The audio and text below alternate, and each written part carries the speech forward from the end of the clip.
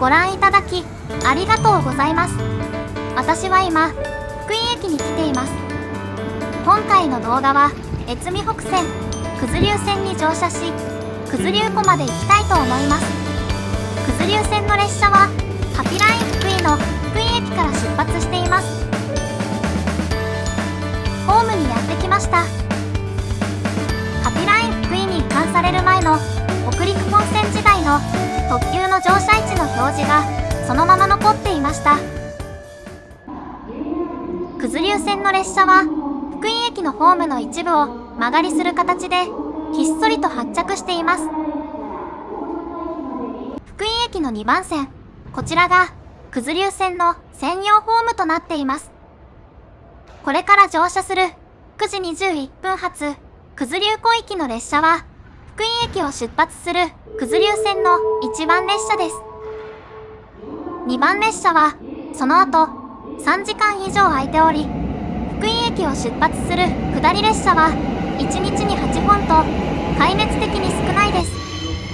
9時8分、この日の始発となる普通列車がゆっくりとホームに入線してきました。1両の小さくて可愛らしいディーゼルカーです。この車両はキハ120型で JR 西日本のローカル線で活躍する小型機動車です。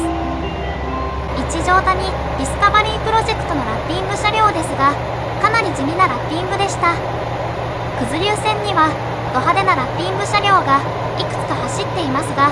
今回は乗ることができませんでした。側面には窓を埋めた跡がありますが、これは近年の改造によってトイレが設置されたためです。終点の九頭竜湖までは1時間33分、もしトイレがなかったらと思うとかなり不安ですね。9時21分、ハピライン福井の福井駅に設置された小さなホームから九頭竜湖行き普通列車が出発しました。終点の九頭竜湖駅到着は10時54分、1時間33分の旅が始まりました。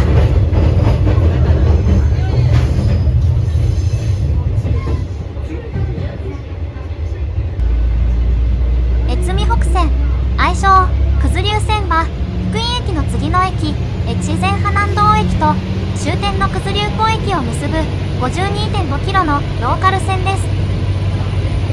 すべての列車が福井駅始発終着で運転されており、福井駅越前花南道駅間はハピライン福井の線路を走ることになります。今走っているのは元は北陸本線、現在はハピライン福井の線路です。先ほど渡った川は阿諏訪川です。以前は特急街道とも言われた北陸本線は線形もよく、越美北線の列車も速度を上げて運転されています。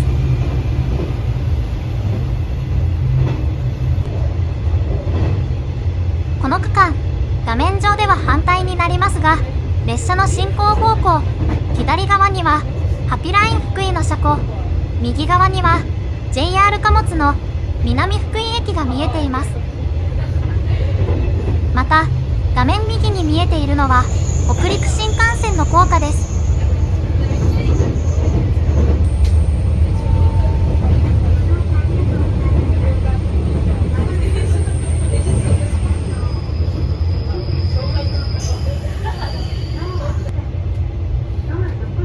越前花南道駅に着く直前、ハピライン福井の線路から分岐し、越美北線の線路へと入ります。実際にはここから終点の九頭竜湖までが越美北線です。この後、越前花南道駅に到着すると、ハピライン福井の運転手さんから JR 西日本の運転手さんへと交代します。元から福井駅出発の時に JR の運転手さんはこの電車に乗車していました。ハピラインの運転手さんはたった一駅だけ運転してきて越前花南道駅で降りて行かれました。もちろんこの逆に福井行きの場合はこの駅からハピラインの運転手さんが乗り込み一駅だけ運転されます。越前花南道駅を出発しました。ここから先はローカル線の越美北線を進んでいきます。列車は大きく左へ曲がり、進路を山の方へと変えて進みます。越美北線は国鉄時代に建設が開始され、当初は越前の福井と美濃の美濃太田を結ぶ路線として計画され、路線名は越美線と決定していました。福井県側と岐阜県側からそれぞれ線路の建設が始まり、福井県側は越美北線、岐阜県側は越美南線となりましたが、福井県側が九頭竜湖まで、岐阜県側は北濃まで建設されたところで凍結され、現在に至ります。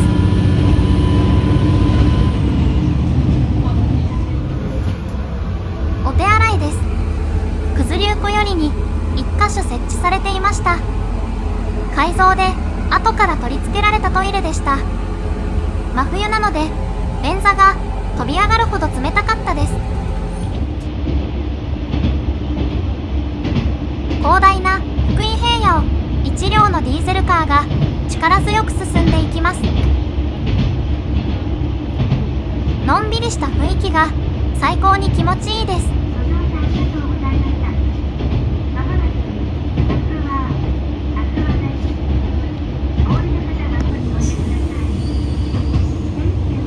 越前東郷駅に到着します。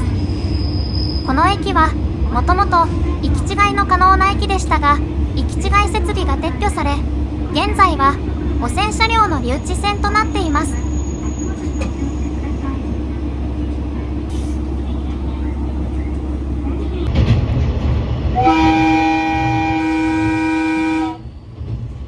先ほどからかなり頻繁に警笛を鳴らしておられますが、これは見習い運転士さんの運転に指導運転士さんが乗務しておられ、必要な警笛の箇所でしっかりと確実に警笛を鳴らしているためだと思います。一条谷駅に到着しました。国指定特別史跡の一条谷遺跡の最寄り駅ですが、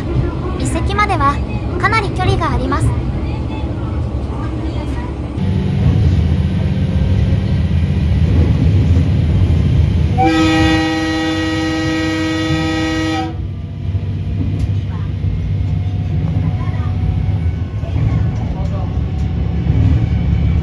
この先の足羽川に架かる鉄橋は2004年の福井豪雨の際に流出し、2007年に復旧、鉄橋が架け替えられました。こちらがその第一足羽川橋梁です。とても新しく丈夫そうな鉄橋でした。越前高田駅を出発しました。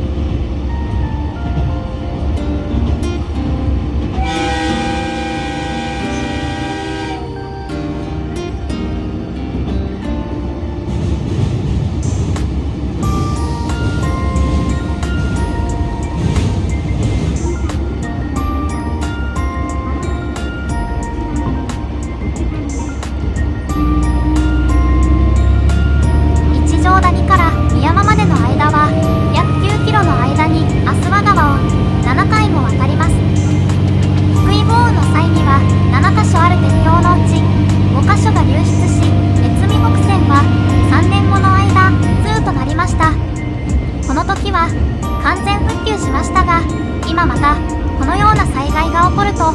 次は廃止の可能性も十分にあると思います。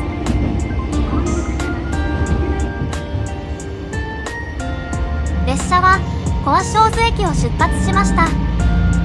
線路の横には雪が残っています。この区間はまさに山間部を走る区間で、鉄橋、トンネル、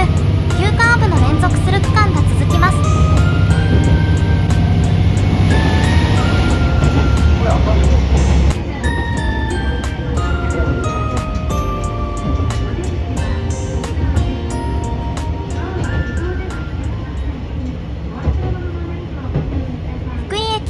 越前大野駅間で唯一の行き違い可能な駅、宮山駅に到着します。越美北線全線の中で行き違いができるのはこの宮山駅と越前大野駅の2駅のみです。今回私たちは福井駅から九頭竜湖駅まで行き、そのまま乗ってきた列車で福井まで戻りましたが、一度も他の列車と行き違うことはありませんでした。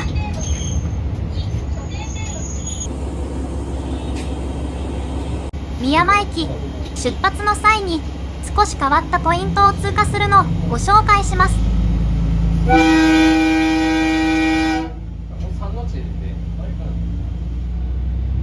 それは出発の際に通過するポイント2つのうちの奥の方のポイントです。パッと見分かりにくいですが、こちらのポイントはこのまま進むと本来ならポイントを壊して大変なことになります。こちらのポイントはスプリングポイントと呼ばれ、車輪でポイントを押し広げて進んでいきます。通常このポイントの状態だと通過の際ポイントを壊してしまいますが、壊れることなく通過した後、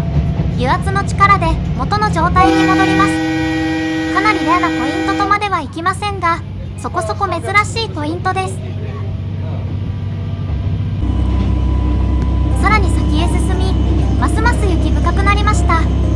越美北線は特に雪深い区間を走っており、冬季には積雪によりしばしば運休することがあります。この冬のシーズン中、何度か北陸地方に行きましたが、越美北線が運休しているのを何度か確認しています。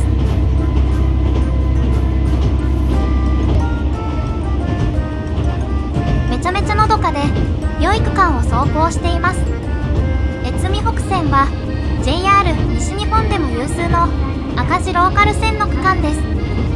JR 西日本の発表では100円の利益を上げるのに1882円かかるという採算の合わないどころか、走らせるだけで赤字の増える区間となっています。越美線の岐阜側で開通した現在は長良川鉄道として営業している越美南線の営業でも同じようにかなり苦しい状態となっています。どちらの区間も末端の九頭竜湖奥能駅が近づくにつれ、列車本数も壊滅的に少なく、乗客もほぼいなくなっていきます。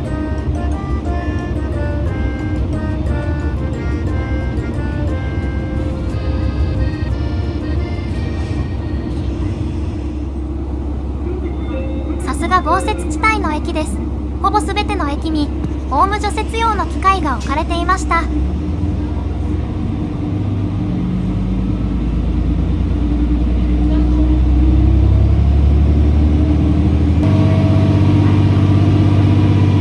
こまで山間部を走ってきましたが、越前大野駅が近づくと車窓の風景も変化し、市街地の街並みへと変わります。越前大野は北陸の小京都とも呼ばれ、天空の城大野城を中心に城下町が広がり、美しい街並みを散策することができます。ここでこの列車の気になる乗車人数を振り返ります。福井駅出発の際、乗客は14名でした。越前大野駅では大半の方が下車し、最終的に九頭竜湖まで行ったのは私たちを含め6名でした。また途中の駅で乗降される方はほぼおらず、途中の各駅では扉を開けることなく出発する無限運転停車状態となっていました。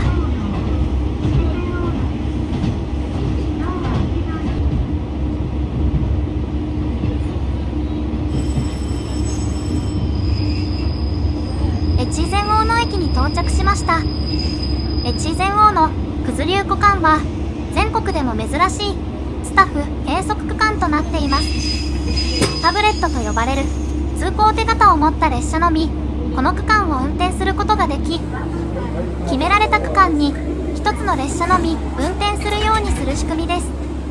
あまりに素早く手渡しされたので撮影が間に合いませんでしたが、しっかりとタブレットを受け取っておられました。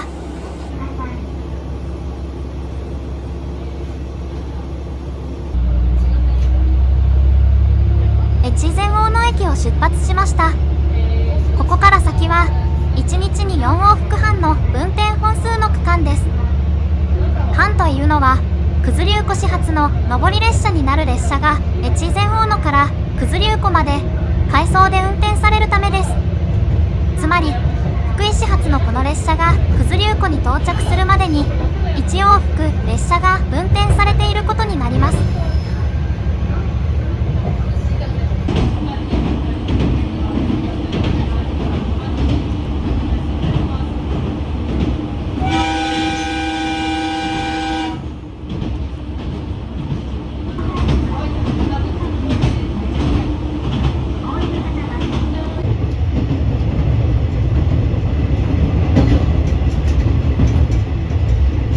越前大野を出発し、しばらく平野部を走った後、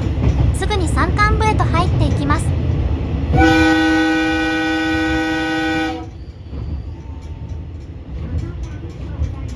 柿ヶ島駅の手前で九頭竜川を渡ります。九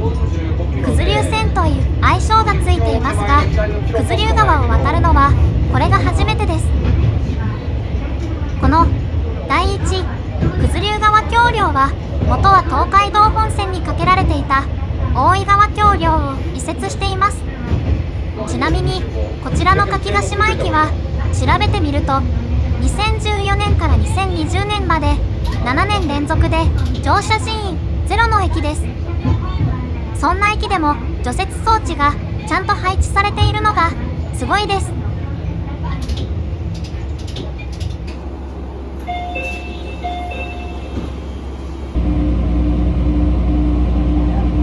柿ヶ島駅を出てしばらくすると右手にダムのようなものが見えてきます。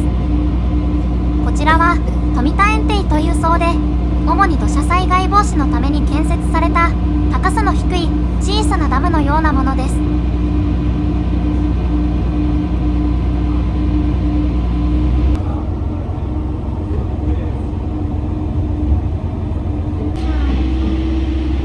まもなく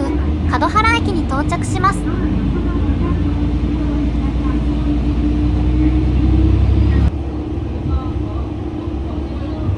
1972年、昭和47年まではこの駅が越美北線の終着駅でした。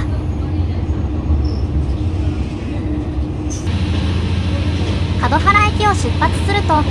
すぐにトンネルに入ります。途中のスノーシェットを通過すると全長5251メートル越美北線最長のトンネル嵐島トンネルへと入ります。門原越前下山間はトンネルが2つありますが、スノーシェットでつながれているため駅間 6.5 キロほぼ全てがトンネルの中です。そしてなんとこの嵐島トンネルは JR 西日本の新幹線を除く在来線2位の長さのトンネルだそうです。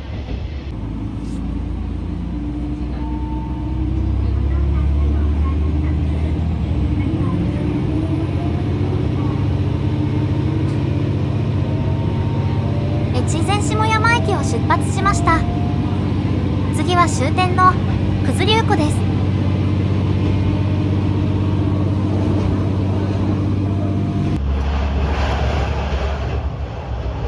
越美北線はたびたび廃止の噂がささやかれますが、今回乗車してみて門原九頭竜湖駅間の延伸開業した部分は線形もよく長いトンネルでまっすぐに結ばれており、何よりまだ新しく廃止するにはかなりもったいないと思いました。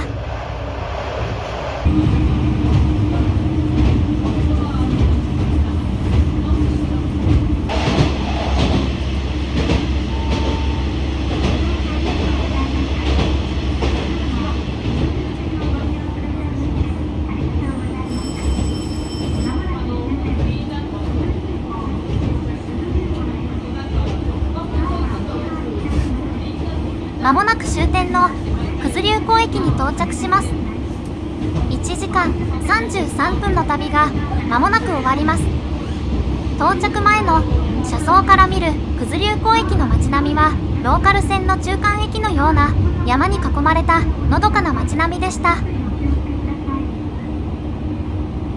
福井駅駅に戻ってきたかのような恐竜たちがこれでもかと壁に描かれた九頭竜湖駅でした。ローカル線のひなびた終着駅という感じを想定していましたが、予想に反してログハウス風のモダンでおしゃれな駅舎でした。駅舎内には恐竜の顔はめパネルやトリックアート風の飛び出す恐竜が描かれていました。恐竜を前面に押し出した福井県らしさあふれる駅、九頭竜湖駅でした。駅舎を正面から見た感じもログハウス風のとてもおしゃれな雰囲気でした。こちらの駅舎は1987年、昭和62年に改築され、現在の駅舎になりました。隣には物産販売や観光案内所などがある道の駅九頭竜があります。恐ろしいほどにすっかすかの時刻表でした。5時52分発の始発列車、なんだか乗りたくなります。この後、11時5分に乗って福井に戻りますが、もし乗り遅れるとその後は3時間30分後です。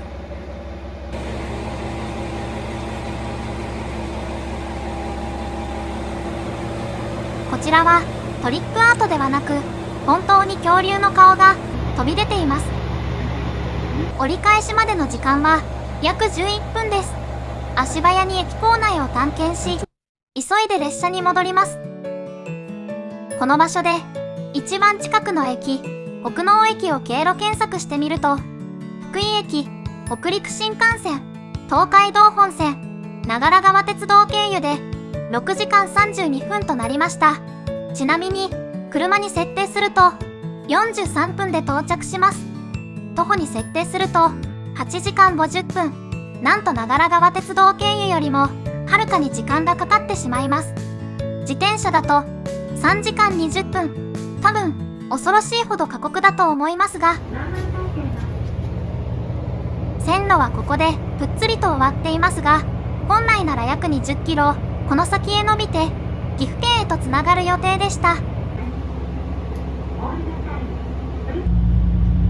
11時5分、時刻通りに九頭竜湖駅を出発し、福井へ向かって帰っていきます。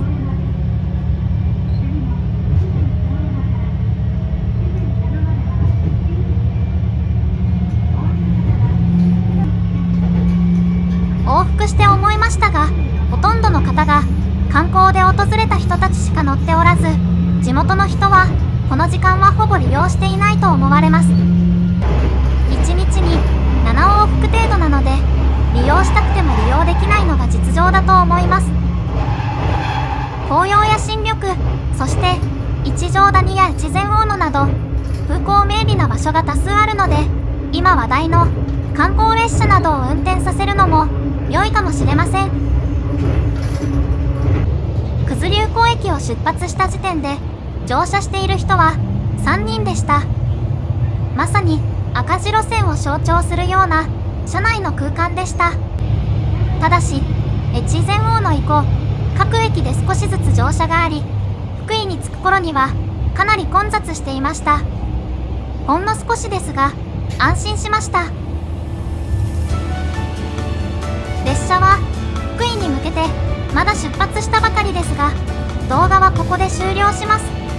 ご覧いただきありがとうございました。福井を走る最強クラスのローカル線、